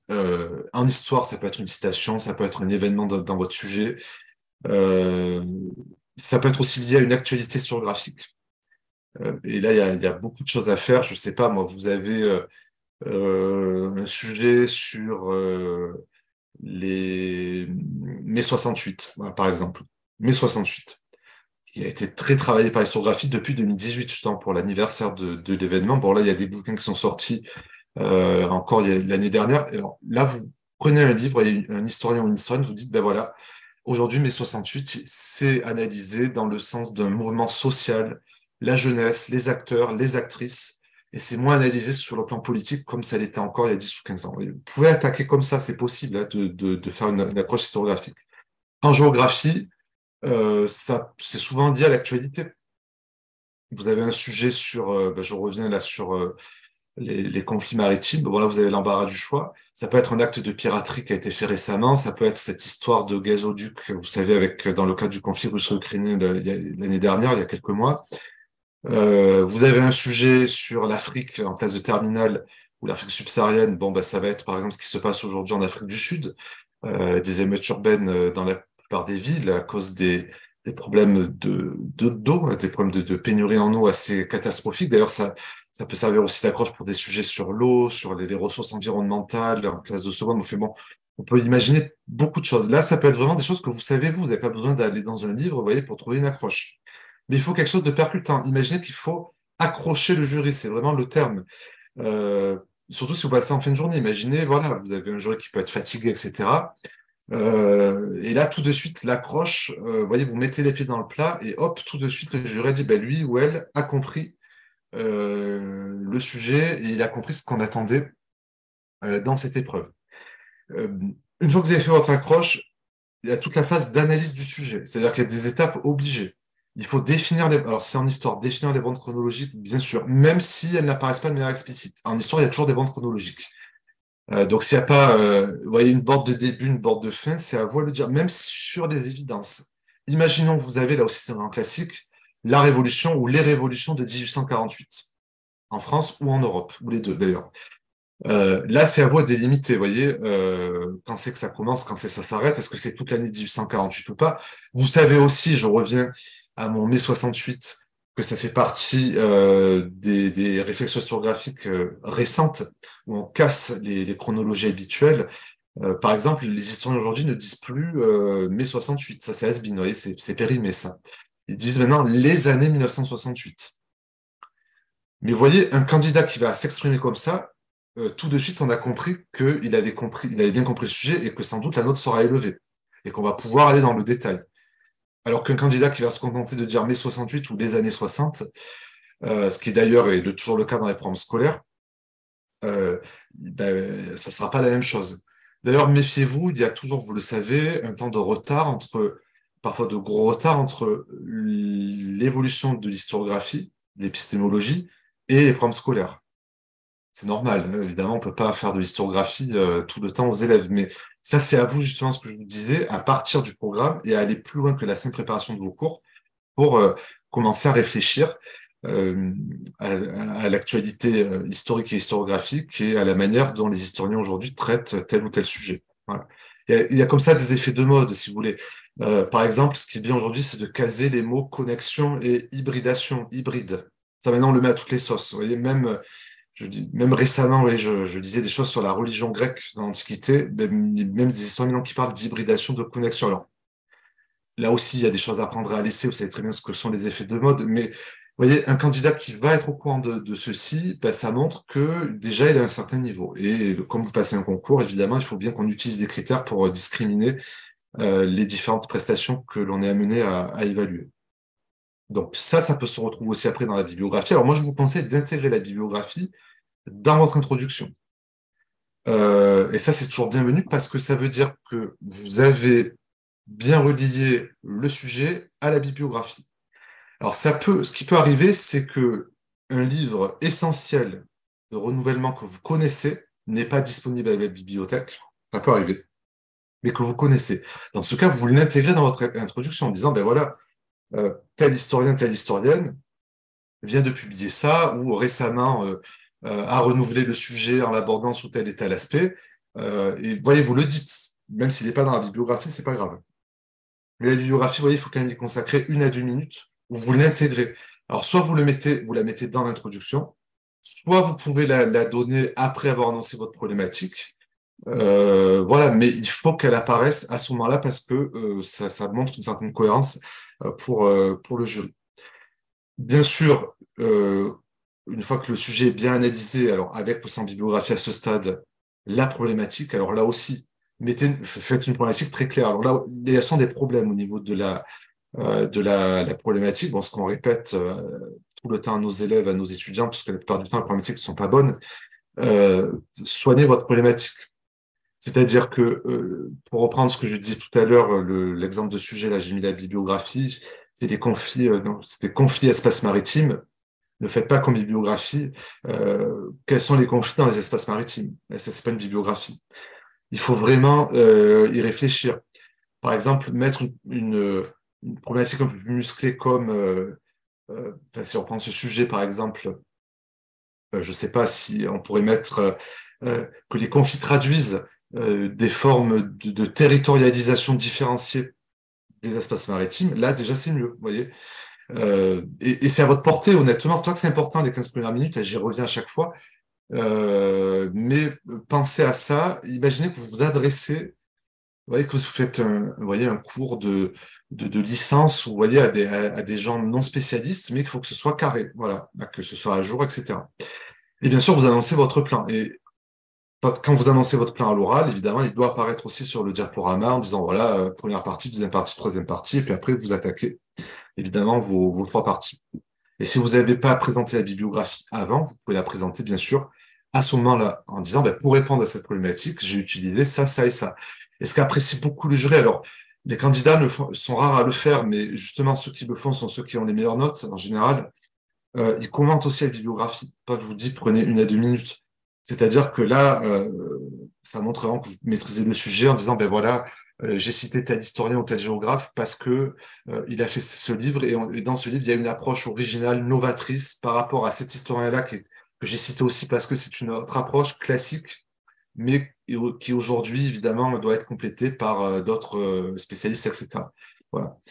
C'est comme ça que. Alors après, évidemment, il faut tomber sur un sujet où on maîtrise un minimum l'historiographie. Si c'est pas assez clair pour vous, évidemment, vous n'allez pas vous prendre les pieds dans le tapis et commencer à commenter ce que vous ne maîtrisez pas. Mais pensez-y, c'est évidemment quelque chose qui est apprécié. Bon, après, vous faites votre plan en 3 parties. Donc là, comme à l'écrit, 3 parties, 3 sous-parties. Alors, euh, j'insiste bien là-dessus. Alors, je sais bien que aujourd'hui, certains disent que c'est démodé ou réactionnaire de faire 3 parties, 3 sous-parties, mais enfin bon, on n'a pas fait mieux jusqu'à présent. Alors, pourquoi je dis ça? Parce que alors, faire des plans en 4 parties, ça veut dire que vous n'arrivez pas à synthétiser et que vous vous dispersez. Et faire des plans en 2 parties, ça veut dire que c'est trop binaire. Ouais, donc, alors évidemment, si vous faites que 2 parties, on ne va pas vous mettre deux, vous voyez, où vous éliminez, vous pouvez avoir la moyenne, c'est pas le problème. Mais de toute manière, vous le savez bien, en histoire comme en géographie, tous les sujets, sans aucune exception, sont faits pour être traités en 3 parties. Voilà. Et c'est ce qui est attendu, bien entendu, par les jurys. Alors que après, vous ne fassiez pas à chaque fois 3 sous-parties, ok, mais il faut bien 3 parties et 3 parties équilibrées. Attention au risque de faire, vous voyez, 10 minutes ou 15 minutes la première partie et 1 minute 30 la troisième partie. C'est pour ça que la gestion du temps est essentielle et aussi l'équilibre. Si c'est pas équilibré sur votre brouillon, c'est qu'il y a un problème et qu'il faut refaire le plan. Voilà. Bon, on reparlera, là, j'ai pas le temps de tout détailler, mais on reparlera dans la semaine prochaine des types de sujets, comment travailler, etc. Mais vraiment, là, la méthodologie est essentielle. Et pour la géographie, ce qu'il faut toujours faire, c'est raisonner en géographe, même si vous ne l'êtes pas. C'est-à-dire comme normalement vous devez préparer vos cours. On part toujours de la situation présente. Il n'y a rien de pire en géographie que de faire une première partie. Je vais vous raconter comment ça s'est passé depuis 50 ans pour arriver à aujourd'hui.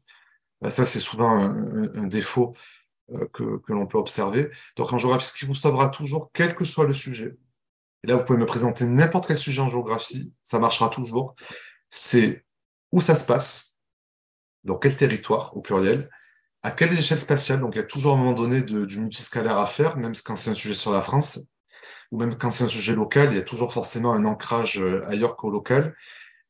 Quels acteurs? C'est-à-dire l'État, les pouvoirs publics, les citoyens, les associations, etc.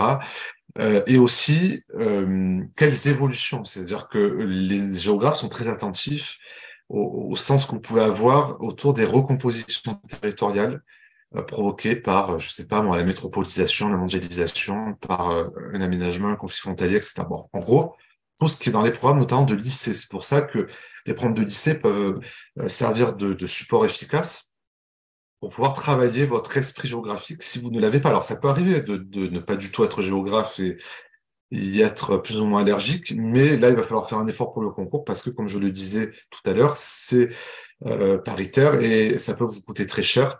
Et honnêtement, c'est pas un effort surhumain qu'on vous demande. Alors après aussi, le jury est attentif sur le vocabulaire de base, que souvent, enfin, que certains candidats n'ont pas.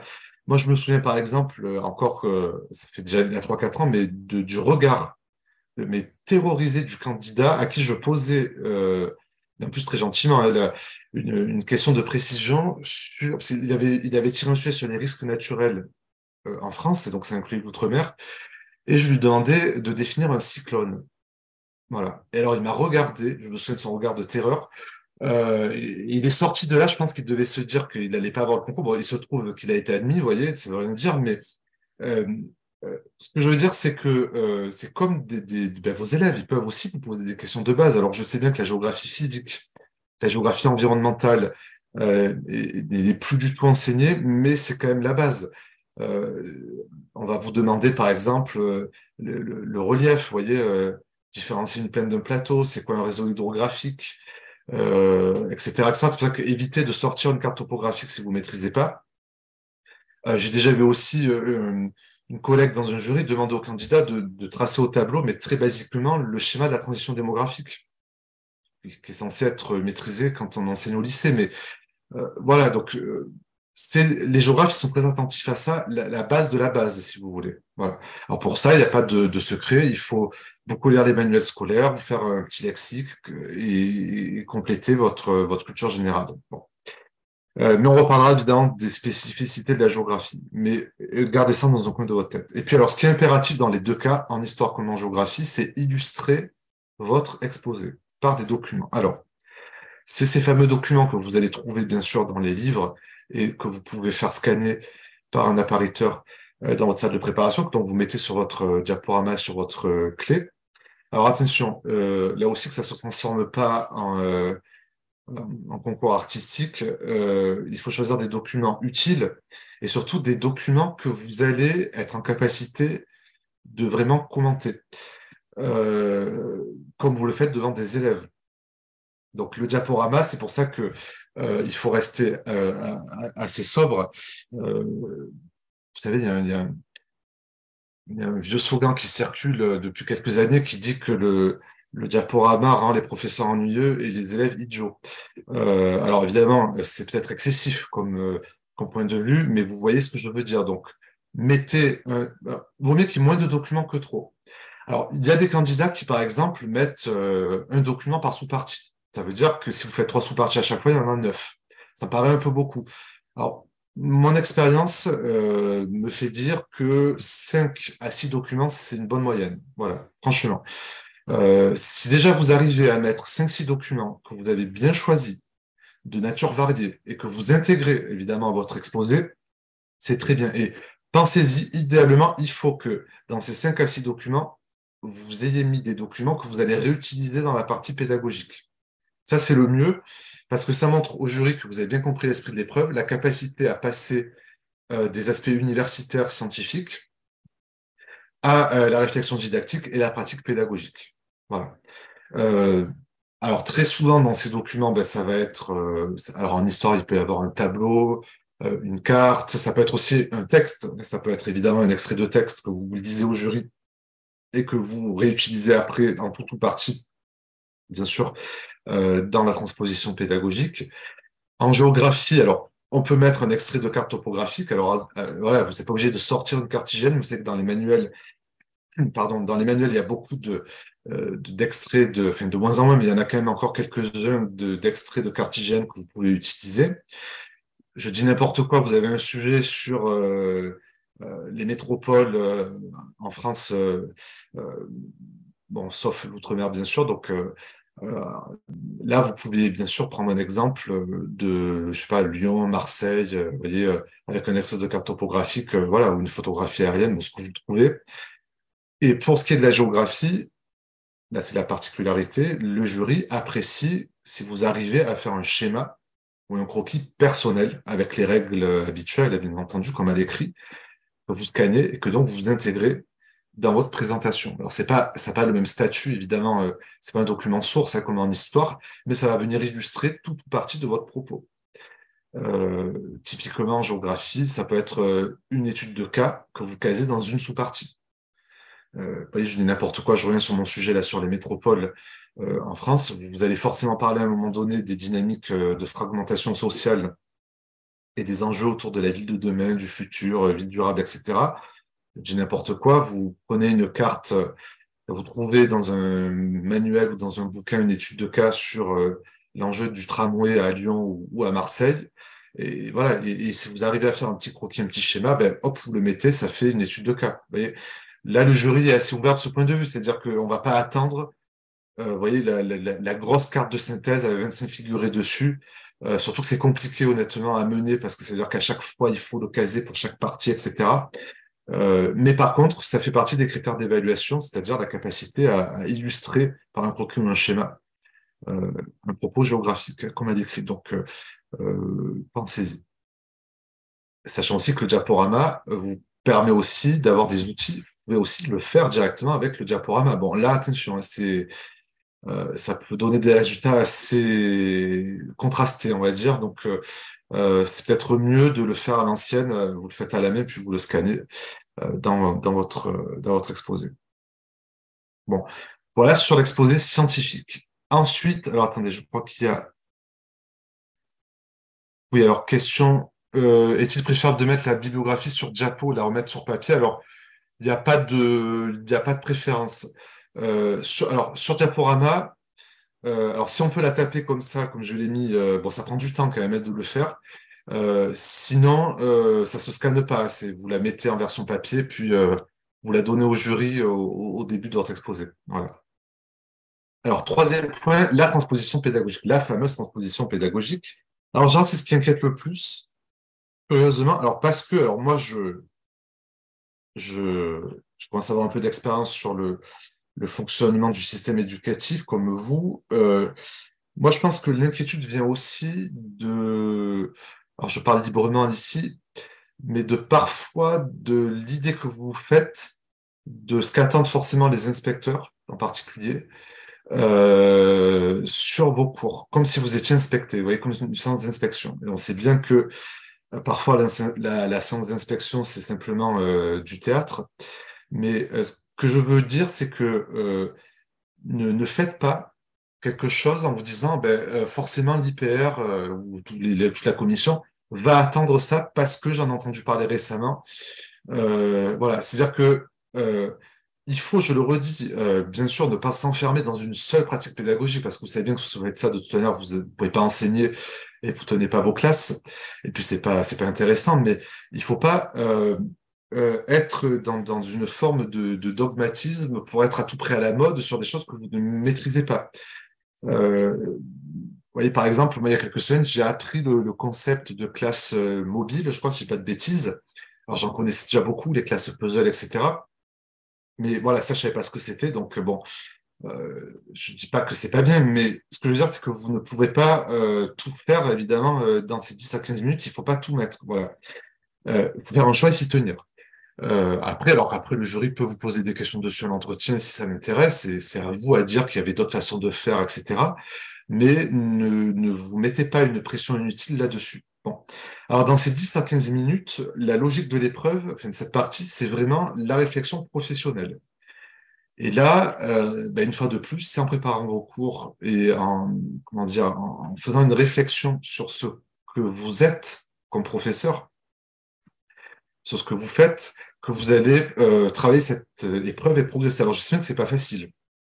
C'est pas dire se remettre en cause et dire que tout ce que je fais est nul et mauvais depuis X années. Ça veut dire de dire, ben oui, là, peut-être que pour ce chapitre ou pour ce thème, il y a telle méthode pédagogique que j'ignorais et ça apporte des résultats, etc., etc. Bon. Alors, ce qui est très important ici, c'est la structure. Bon. Alors, vous pouvez la mettre sur le diaporama, sur une diapositive. Alors, ce qu'il faut toujours, alors c'est un peu comme la troisième partie pardon, la, la- la deuxième partie de votre troisième épreuve écrite, que vous soyez en histoire, en géographie. Alors là, l'idée, c'est, alors d'abord, vous allez rappeler qu'on se situe dans telle partie du programme, thème numéro machin, chapitre X, etc.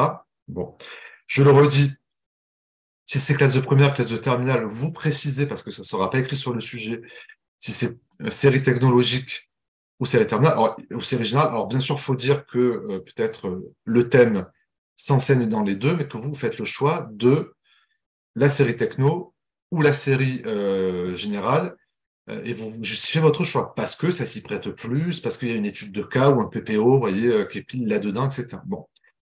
Une fois que vous avez dit ça, le jury va attendre en fait des choses très concrètes. Alors, moi, ce que je vous conseille ici, c'est de présenter une séance de cours d'1 ou 2 heures pour être dans du concret, pour pouvoir approfondir les choses. Et ce que va vraiment regarder le jury, c'est comment les élèves sont mis au travail. Qu'est-ce qu'ils apprennent avec ce professeur-là? Et la question souvent qui se pose, c'est est-ce que mes enfants ou les enfants de mes proches, je serais en confiance s'ils étaient avec ce candidat dans la classe, comme professeur? Alors, si la réponse est non, évidemment, c'est mauvais signe. Mais si la réponse est oui, évidemment, c'est mieux, vous voyez. C'est-à-dire que il faut qu'on vous voit professionnel dans l'action, en fait. Voilà, c'est vraiment l'idée, c'est l'action. C'est-à-dire que vous allez dire, ben voilà, moi, je vais préparer cette séance de cours. Alors, ça ne couvre pas forcément tout votre sujet, bien entendu, ou alors ça ne va couvrir qu'une partie du sujet, ou parfois c'est un peu tiré par les cheveux.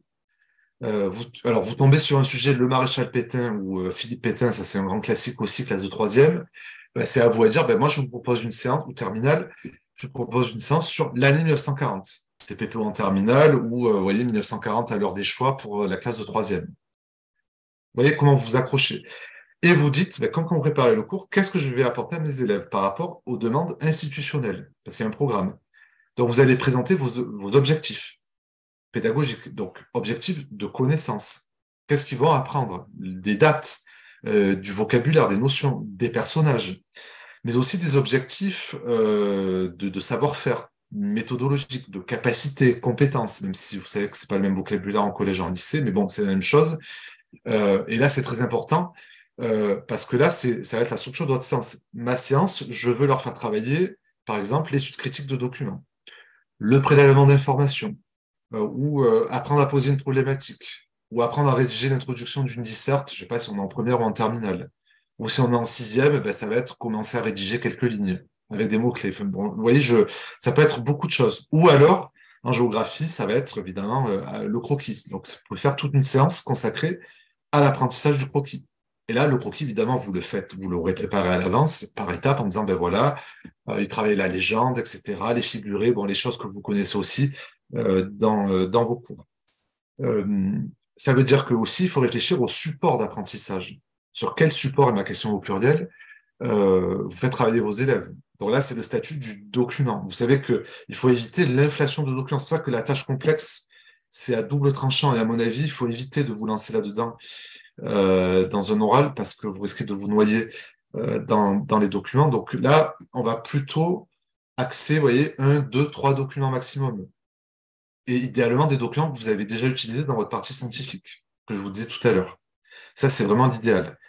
Et vous dites, ben voilà, je choisis ces supports d'apprentissage-là parce que ça permet de répondre à mes objectifs. Mais vous voyez, c'est exactement ce que vous faites tout le temps, en fait. Quand vous préparez vos cours, ou même quand vous réfléchissez après un cours qui ne s'est pas bien passé, alors que vous avez passé des heures et des jours entiers dessus, vous dire, ben, pourquoi ça ne s'est pas bien passé alors que sur un autre cours où je pensais que ça allait pas bien se passer, ça s'est bien passé. C'est exactement ça, en fait. Et ce que veut voir le jury, c'est comment les élèves travaillent avec le professeur. C'est-à-dire, c'est pour ça que je vous dis les pédagogies actuelles, ou, entre guillemets, innovantes, où le professeur est en retrait et les élèves sont en groupe de travail, etc.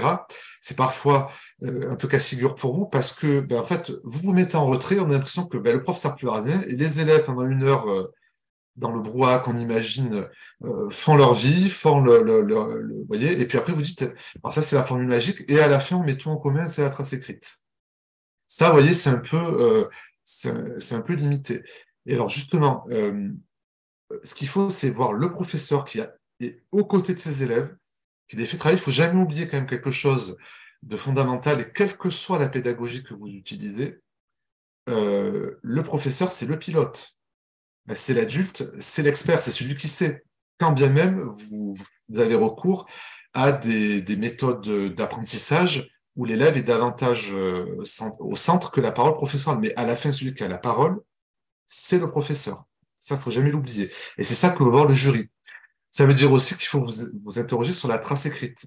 Parce qu'à la fin, le jury va se demander, bah alors du coup, euh, les élèves, ils retiennent quoi? Donc c'est à vous à dire qu'à l'issue de cette séance de cours, les élèves vont retenir ça, ça et ça, parce que ça correspond à vos objectifs. Et là, vous amenez votre réflexion sur la trace écrite. Alors ça peut être une trace écrite classique, un texte. Alors là, il va falloir que vous disiez, est-ce que vous leur faites dicter? Est-ce que ça peut être aussi un travail à la maison, vous voyez, surtout au collège, où, vous savez, vous leur faites rédiger 10-15 lignes pour répondre à une question, donc pour prolonger le travail en classe. Est-ce que c'est aussi une autre trace écrite? Est-ce que c'est une carte mentale, un schéma heuristique, un graphique ou un croquis ou un schéma en géographie? Ça, c'est à vous et vous le justifiez. Vous dites, voilà, moi, je trouve que dans ce thème et par rapport à ce que j'avais comme objectif, ce type de trace écrite s'impose plus que notre type. Voilà. Et vous terminez par votre projet d'évaluation de, de la séance parce que là, il faut qu'il y ait une forme de logique. Alors évidemment, on évalue les élèves que sur ceux qu'on les a fait travailler. Donc là, c'est important aussi. Parfois, on a des projets d'évaluation proposés par des candidats qui sont complètement déconnectés de ce qu'ils ont fait travailler aux élèves. Donc là, il faut vraiment qu'on voit les élèves au travail. Et là aussi, réflexion sur l'évaluation. Donc là, on va préférer des formes d'évaluation formatrices et formatives. Et là, c'est à vous d'expliquer pourquoi. Ça peut être, vous savez, des petites évaluations. C'est pas forcément la grosse évaluation d'une heure. D'ailleurs, souvent, ça a plus d'intérêt de montrer au jury les compétences que vous évaluez.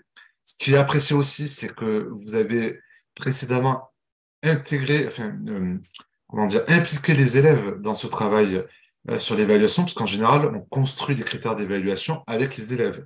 Et il faut que ces critères d'évaluation, évidemment, ressortent dans l'évaluation que vous allez proposer sur votre séance. Parce que l'idée, évidemment, c'est d'encourager la réussite, même pour les élèves en difficulté. Et après, vous imaginez toutes les questions que ça peut susciter dans l'entretien. Voilà, alors du coup, ça me fait ma transition avec le dernier point que je voulais voir avec vous, l'entretien avec le jury. Alors, euh, une fois que vous avez fait ces 40 minutes, alors le jury va vous proposer, alors je vous conseille de faire votre exposé debout, hein. Je ne l'ai pas précisé, c'est pas évident, sauf exception évidemment, ça peut arriver, hein. Vous êtes cassé une jambe ou une candidate enceinte, bien entendu, là si on vous propose de vous asseoir, ça ne posera pas de problème. Mais de manière générale, faire 40 minutes assis, c'est antipédagogique et c'est très mal vu. Donc là, vous faites debout. En revanche, là, on va vous proposer de vous asseoir. Alors, n'imaginez pas que c'est un piège. Vous essayez, c'est beaucoup mieux de faire l'exposé assis, je vous assure, parce que vous serez fatigué et que vous aurez besoin de vous concentrer. Le jury vous propose de boire, vous buvez un verre d'eau aussi. C'est important pour prendre des forces et l'entretien va débuter. Alors, il dure 15 minutes parce que le jury garde toujours 5-6 minutes de battement entre deux candidats, puisque c'est là où il définit la note et commence à réfléchir évidemment à l'évaluation qu'il va faire du candidat qu'il vient de voir. Donc il faut ce temps de concertation. Donc 15 minutes, c'est à la fois long et rapide. Ça peut passer très vite. Alors les trois membres du jury posent des questions. Alors chacun va se répartir les rôles. En général, il y en a le premier. Alors le premier qui démarre pose des questions sur l'exposé scientifique sur le sujet. Le deuxième va continuer dessus et peut un peu ouvrir des portes, vous voyez, alors préciser des définitions de base, etc. Et le troisième alors le troisième finit en général par la partie pédagogique. Alors, contrairement à ce qu'on croit, c'est pas forcément toujours l'IPR, c'est très varié. C'est pas forcément toujours dans cet ordre, même si c'est un grand classique, mais on peut aussi débuter par la partie pédagogique, peu importe, ça, il n'y a pas de. Enfin bon, là, ça, c'est pas très grave. De toute manière, je vous l'ai dit, l'évaluation est globale. Alors, prenez ces 15 minutes comme davantage un temps d'échange qu'un moment de piège ou de. Alors, c'est sûr qu'on ne peut pas tout savoir, hein. Il y a forcément un moment donné où vous n'allez pas savoir répondre, mais c'est pas très grave. Là, le jury n'est vraiment pas là pour vous piéger. Alors, dites-vous que si on pose des questions pointues, c'est bon signe. En général, c'est parce que là, on réfléchit à monter la note. Mais de manière générale, on va vraiment venir avec vous sur des notions qui n'étaient pas claires ou des choses à préciser. Les questions sont souvent ouvertes. Alors, il y a quelques questions ponctuelles, bien sûr. J'ai pris tout à l'heure mon exemple là du cyclone, mais c'est normal, ça, on va vérifier ponctuellement. deux, trois choses, mais justement, quand les questions sont ponctuelles et précises, c'est plutôt bon signe. Ce qu'on va privilégier, c'est la réflexion. C'est-à-dire que là, vous avez la possibilité de revenir même sur des points qui étaient peut-être pas clairs, pas assez précis ou un peu bancal. Là, c'est un moyen pour vous de vous rattraper et c'est vraiment pris en compte par le jury. C'est-à-dire que l'entretien ne sert pas à baisser la note. L'entretien va soit confirmer, alors si l'exposé n'est pas bon, l'entretien va en général le confirmer, mais en général, l'entretien permet de remonter la note. Voilà. Et si vous avez fait un bon exposé, que l'entretien est plus mitigé, on va pas vous pénaliser à cause de l'entretien. Sauf si vraiment vous dites des horreurs à l'entretien, mais ça c'est rare quand même. Et si vous faites un bon exposé, en général, l'entretien est quand même de bonne tenue. Donc voilà comment il faut prendre, mais restez mobilisé parce il y a souvent cette transition un peu difficile à gérer entre l'exposé, vous pouvez finir vraiment fatigué, c'est normal, et l'entretien, mais il faut vraiment rester mobilisé. Bien écouter ce que dit le jury, choisir ses mots quand on répond. Alors, ne cherchez pas à répondre à tout prix à toutes les questions, comme dans n'importe quel entretien, vous pouvez ne pas savoir. Plutôt que de dire vraiment une bêtise, une énormité, voilà, vous dites que que ça vous dit rien, que vous connaissez pas la réponse, c'est pas un problème, ça. Voilà.